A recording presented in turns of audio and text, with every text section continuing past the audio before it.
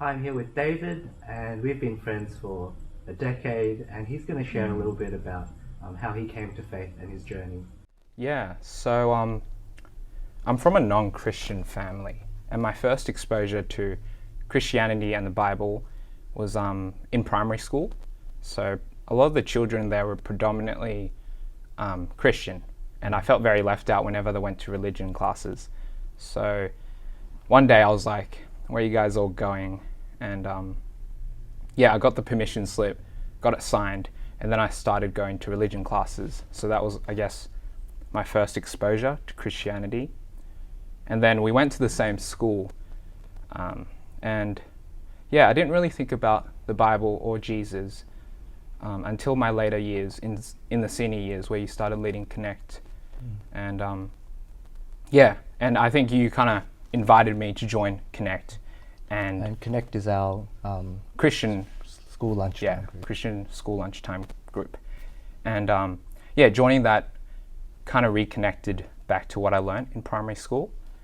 So that was a great experience. And then uni came along, and we did different degrees. So from university, I kind of fell out of Christianity. I didn't have a particular drive to continue reading the Bible. And it wasn't until my later years, when we reconnected again, that started getting me to think about the bigger questions in life. So that kind of started, and that's led to where I am today. Yeah. Who were some of the people who were instrumental in your faith journey? That's a good question. I think God has placed, luckily for me, I'd say three great guys in my life, great friends. The first two being John and you. So I went to Norman Hurst Boys High School with John and Chris, and they kind of invited me to join Connect, which is the Christian Friday lunch group. And that was just a great opportunity to learn more about the Bible, to hear both you and John deliver, I guess, pseudo sermons to the young boys there. And it also provided me an opportunity to kind of mentor the young guys whilst also learning more about God. So high school was a very informative phase, I'd say.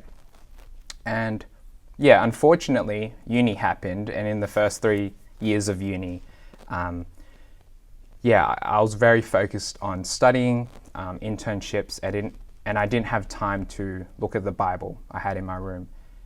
But luckily, I met a guy called Blair. He was a PhD student while I was doing my honors. And he invited me to go to his church, and we went to Bali together to collect data for our university course. And during that trip, we talked a lot about the big questions in life. Once I got the invitation from his church, I really reconnected back to what I learned back in high school. So I'd say, those three guys have been very helpful, and I thank God for that. What's one encouragement you can share with the church? I feel a big encouragement is, as long as you're there for a person and God has placed you in a position where you can be a part of someone's faith journey, you don't have to feel worried if they don't, become a Christian during that short period you're helping them or you're there for them. Because it took me many years, and it took a whole team of people. It got to me. They helped me believe in Jesus. So I'd say that's the big encouragement I would like to tell the church.